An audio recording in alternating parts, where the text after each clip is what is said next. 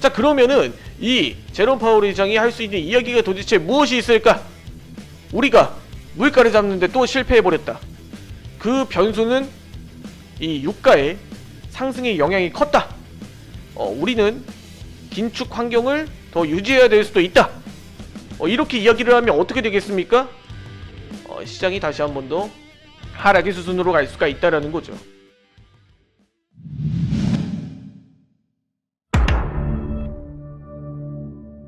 네, 입장해주신 분들 모두 반갑습니다. 예, 입장해주신 분들 모두 반가워요.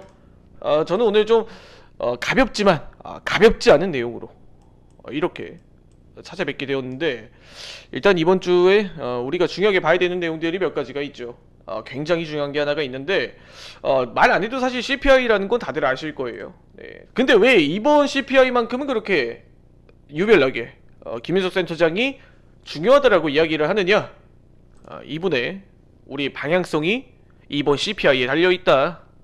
이제 금리 인상이라든지 물가라든지에 대한 내용이 이번 CPI에 거의 모든 게 달려있다라고 이야기를 드려야 될 것 같아요. 네, 이번 CPI뿐만 아니라 뭐 다음 CPI도 뭐 앞으로 중요해질 수밖에 없다라고 생각이 들어요. 자, CPI. CPI가 도대체 무엇이냐? 이 CPI라는 건 소비자 물가 지수를 의미를 합니다. 간단하게 말씀을 드릴게요. 자, 소비자들이 이제 물건을 구매할 때, 그냥 10,000원짜리 물건을 구매할 때 11,000원으로 구매를 하게 되었다. 즉 물가가 올랐다. 소비자들이 부담해야 되는 물가가 늘어났다. 다 같은 의미입니다. 예. 결국에 물가가 올랐다라는 건 이 소비자 물가 지수가 올랐다. 즉 인플레이션의 상승. 이렇게 간단하게 생각을 해볼 수 있는데, 자, 그럼 이번 CPI가 도대체 어떤 부분에서 우리가 중요하다라는 포인트를 잡아야 되느냐? 자, 이번 주는 일단 사실 수요일날 이 CPI 이 부분을 제외하고 뭐 미국의 PPI, 그리고 뭐 아이폰 15 사전 예약 뭐 이런 내용들이 있네요.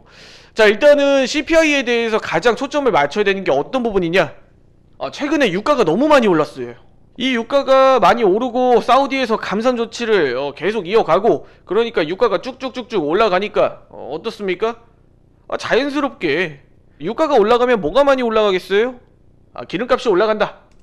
이렇게 이야기를 드리는데, 일단 이 유가가 올라가면, 이 기름값이 올라가면 도대체 우리 민생에, 우리 물가에는 도대체 어떤 타격을 입히느냐? 이렇게 이야기를 했을 때, 뭐 사과를 하나 사더라도 그 사과를 물건을 나르고 사과를 나르고 이렇게 사과를 운반하는데 이런 운반비도 들 것이고, 우리가 여행 가는데 비행기 항공권도 오르고, 그리고 또 뭐가 오르겠어요? 대중교통비도 오르고 다 오르지 않습니까? 우리가 사고 팔고 먹고 뭐 하는 모든 물건들에는 전부 유가의 영향이 크다라고 할 수 있는데, 일단 이 유가가 굉장히 많이 올라왔어요. 예. 우리가 유가의 차트의 흐름을 좀 보게 되시면 뭐 70달러에서 80달러 돌파하고 80달러에서 거의 90달러 돌파하고 10개월 내로 브렌트유도 장중 최고치를 찍었죠. 그렇게 브렌트유도 장중 최고치를 찍으니까 아이고 이거 유가가 너무 많이 오르네, 이러다가 물가가 천장까지 치솟는 거 아니야? 이렇게 우려를 표하기 시작합니다. 그렇기 때문에 이번 CPI가 이러다가 너무 높게 나오겠는데, 이러다가 이 아저씨가 아주 만약에 인플레이션에 대해서 앞으로 더 커지고 소비자 물가지수가 오르고 금리 인상 더 강행을 해야 된다부터 시작해서 뭐 안 좋은 내용들을 마구 이야기를 하면 어떻게 되겠습니까? 또다시 지수는 하락으로 가겠죠. 그렇기 때문에 이번 주 CPI가 굉장히 좀 중요하다, 이렇게 이야기를 드려야 될 것 같습니다. 이번 CPI는 예상치 부합만 나오더라도 굉장히 잘 나온 거라고 이야기를 할 수가 있습니다. 제 개인적인 견해는 그래요. 지금 유가가 너무 많이 올랐으니까 지금 이 유가가 오르는 걸 보고 연준에서 좀 가만히 있겠어요? 예. 우리가 최근에 시장에 하락을 하고 좀 조정을 받은 이유가 뭐 유가 영향도 크죠. 대체적으로 제롬 파월 의장이라든지 지금 뭐 이 추세로 유가가 이어진다라고 하면 뭐 앞으로 금리 인상을 더 강행할 수도 있다, 이런 포인트로 시장에서는 이 인플레이션에 대한 우려를 계속 자극하기 시작을 합니다. 예, 그렇기 때문에 이번 8월 CPI가 상승으로 국내 증시 하방 압력이 커지나 이런 우려를 표출을 하고 있다. 이렇게 이야기를 드려야 될 것 같습니다. 자, 그러면은 이 제롬 파월 의장이 할 수 있는 이야기가 도대체 무엇이 있을까? 이렇게 이야기를 드렸을 때 뭐 대체적으로 이런 이야기가 나올 수도 있겠죠. 우리가 물가를 잡는데 또 실패해버렸다. 그 변수는 이 유가의 상승의 영향이 컸다. 이 유가가 상승을 하고 CPI가 높게 나오고 우리는 긴축 환경을 더 유지해야 될 수도 있다. 이렇게 이야기를 하면 어떻게 되겠습니까? 시장이 다시 한 번 더 하락의 수순으로 갈 수가 있다라는 거죠. 그런 부분들로 지금 CPI가 적어도 이번 CPI는 굉장히 중요하다. 이렇게 이야기를 드려야 될 것 같아요. 그 배경과 근거는 바로 이 유가에, 그리고 연준이 인플레이션을 통제하는 걸 결국 해내지 못했다. 이렇게 이야기를 할 수가 있기 때문입니다. 그러면은 이번 CPI가 아주 만약에 CPI가 높게 나왔어. 지금 시장에서 예상하는 건 지금 3.6, 이전엔 3.2 더 올랐다라고 보는 거죠. 그러면은 만약에 CPI가 3.6보다 더 높게 나온다면 시장은 어떻게 되겠습니까? 다시 한 번 더 하락으로 갈 수 있겠죠. 그러면은 이분 입에서 나올 수 있는 이야기, CPI가 높게 나오면 결국 나올 수 있는 이야기는 고금리 환경을 유지했는데도 우리는 물가를 잡지 못했다. 인플레이션에 대한 공포와 인플레이션에 대한 현재 시장의 두려움은 계속 가지고 가야 된다. 이렇게 이야기를 드릴 수가 있겠죠. 예. 지금 제롬 파월 의장이 가장 무서운 건 저는 그겁니다. 본인 스스로가 인정을 하고 포기를 해버릴까봐. 나 못했어. 이렇게까지 내가 진짜 엄청 금리도 올리고 욕도 먹어가고 이렇게 이야기를 했는데 포브스 선정 가장 위협적인 인물, 가장 두려운 인물 1위로 선정을 했는데 금리를 결국에 물가를 잡지 못했네. 죄송합니다. 이렇게 이야기를 해버리면 다시 한 번 더 연준이 인정을 하고 시장은 하락을 하는 수순으로 가겠죠. 왜? 이렇게까지 금리 인상을 많이 했는데 결국 물가를 잡지 못했구나. 그렇기 때문에 이번 CPI가 굉장히 중요하다라고 이야기를 드리는 겁니다. 일단은 그럼 우리가 이번 CPI에 적어도 대응할 수 있는 방법은 어떤 게 있느냐? 9시 반 전까지 CPI 발표 결과 이렇게 눈여겨보고 있다가 아주 만일 CPI가 높게 나오면 우린 과감하게 하락으로 이렇게 대응을 해볼 수가 있을 것이고, 그리고 만약에 CPI가 예상했던 것보다 낮게 나온다. 아이고 별거 없구나. 상승으로 한번 이렇게 차익 실현 대응을 해볼 수가 있겠죠. 항상 지표는 보고 우리가 그 결과를 해석을 하는 게 가장 중요합니다. 자, 그런데 이 해석을 개인 투자자들이 정말 빅데이터로 이렇게 해석을 하기에는 어려울 수가 있어요. 그렇기 때문에 누가 존재한다? 김인수 센터장이 있다. 네, 이렇게 이야기를 드리면서, 자, 그러면은 가장 궁금한 게 오늘 포지션 그래서 어떻게 되느냐, 이 부분을 가장 많이 이야기를 해주실 것 같습니다.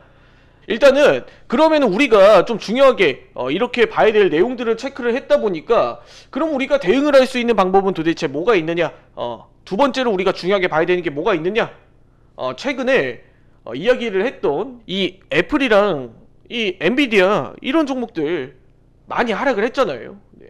얘네들이 왜 떨어졌냐? 지금 뭐 중국에서 애플 제품을 쓰지 말라, 강제적으로 이렇게 이야기를 하고 있다라고 합니다. 그것 때문에 지금 애플이 중국의 매출 비중이 상당히 큰데 지금 중국에 팔지 못하는 상황이 나왔다. 그런 부분에서 애플이 최근에 하락을 했어요. 네. 그래서 이 애플부터 시작해서 미증시 기업들이 다시 한 번 더 반등을 해주느냐 안 해주느냐가 오늘 시장에선 관건이에요. 왜? 이런 CPI 발표를 앞두고 있는데도 이런 종목들이 매수세가 들어온다, 상승으로 출발을 한다, 그런 긍정적인 신호탄인 거지. 예. 그래서 제가 장 전에 항상 현물들 움직이는 거 중요하게 보셔라 이렇게 이야기를 드려요. 왜? 미증시 대체적으로 이 현물들이 상승을 하면 지금 중국 시장의 영향력이 좀 크다라고 이야기를 할 수가 있어요. 미증시 대표적으로 큰 대형 종목들은 중국 쪽 매출 비중이 크다 보니까 이 중국 쪽에 악재를 동반을 하고 있는지 이 부분들을 좀 봐야 된다라고 이야기 드려요. 왜? 중국 쪽에 반도체 못 팔게 하고 중국 쪽에 사과 휴대폰 못 팔게 하고 하면 우리가 도대체 이런 빅테크 기업들을 어떤 걸 보고 투자하냐, 이런 부분이죠. 네. 근데 이게 매수세가 장 전에 이 프리마켓에서 들어왔다라는 건 이 애플 뿐만 아니라 이런 기업들, 중국 쪽 관련된 미증시의 빅테크 기업들이 여전히 좀 긍정적인 분위기라고 할 수가 있을 것 같아요. 자, 일단은 이야기를 드리면서 제가 오늘 좀 공략을 한 번 더 이렇게 나스닥 중심으로 한번 해보도록 하겠습니다. 일단은 지금 장 시작 10시 30분 땡 치면 김 센터장은 매수 포지션, 이유는 현물 반등 분위기를 장 전에 잡아주고 있기 때문에 우리는 바이 포지션으로, 오늘 자신이 없네, 바이 포지션 공략 진행하도록 하겠습니다. 자, 준비하시고 스타트. 바이 포지션 바로 진입해 보도록 하겠습니다. 자, 10계약 바이 포지션 진입했고 오케이. 자율적으로 김 센터장은 더 욕심 안 부려요. 10에서 15포인트 간격 2청 대응하도록 하겠습니다. 자, 벌써 6포인트 올라왔고 오케이. 자, 한번 분위기를 좀 상승으로 좀 탔으면 좋을 것 같다. 애플도 1% 뜨고 시작하는데요, 이 정도는 좀 가질 수 있잖아. 한번 쭉 치고 나오면 한번 대응해 볼만 할 것 같아요. 네. 자, 한번 쭉쭉쭉 오케이. 10포인트 구간 진입. 15포인트 구간까지도 한번 볼까? 이전 고점 뚫었는데 7포인트 수익권, 5포인트. 아이고, 여기 꼬리를 달아버리냐. 일단은 5분 봉상 반등 흐름은 잡아줬기 때문에 이전에 이제 어느 정도 이 셀 포지션이 좀 이어졌던 부분들이 있어서 한번 치고 나가줄만 하다. 그렇지 그렇지. 그냥 10포인트에서 익청을 하는 것도 방법일 수가 있었을 텐데 항상 참 5포인트 더 먹으려고 욕심 부리다가. 괜찮아, 아직 현물들이 꺾이지가 않았기 때문에 분명 한 번 더 자리 한 번 더 주지 않을까 싶습니다. 네. 안되겠다. 이게 힘이 생각보다 조금 약한 것 같은데 다음번에 시세 한번 주면 그때 자리 보고 어쨌든 5분봉 위치 잡아줄 때까지니까 10포인트 오케이. 10포인트 구간 오면 15포인트까지 한번 다시 보자. 지금 내가 생각하는 관점대로는 흘러가고 있어. 오케이. 자, 10포인트 수익권 다시 진입을 합니다. 한 번 더. 이거 힘이 좀 약한가? 이전 고점 뚫었으니까 충분히 지금 여기서 에너지 더 뽑아낼 수가 있을 그런 구간입니다. 지금 현물들 반등 흐름 잘 잡아주고 있어요. 아이고, 참 말하기가 무섭네. 15포인트만 먹으면 항상 좀 할당량을 좀 채웠다고 생각을 합니다. 자, 3, 8 오케이. 자, 440 15포인트 수익권 진입. 440 441 440. 자, 15포인트 수익권 진입 했습니다. 자, 15포인트 수익권 진입하면 과감 없이 449간 진입 오케이. 익청. 마무리 한번 깔끔했다. 정확하게 15포인트 간격으로 익청 마무리했습니다. 오늘 3,000불로 마무리합니다. 장 초반에 애플들이 좀 흔들어가지고 굉장히 좀 무서웠다, 이렇게 생각을 하고 있습니다. 일단은 오늘 관점이 정확하게 맞았어요. 오늘도 김윤 센터장 이렇게 수익 랠리로 한 번 더 이어갑니다. 자, 오늘 방송 여기까지 마치도록 하겠습니다. 지금까지 김윤석 센터장이었습니다. 다들 다음 방송도 기대해 주시기 바라겠습니다. 네, 방송 마칠게요. 다들 늦은 저녁 수고 많으셨습니다.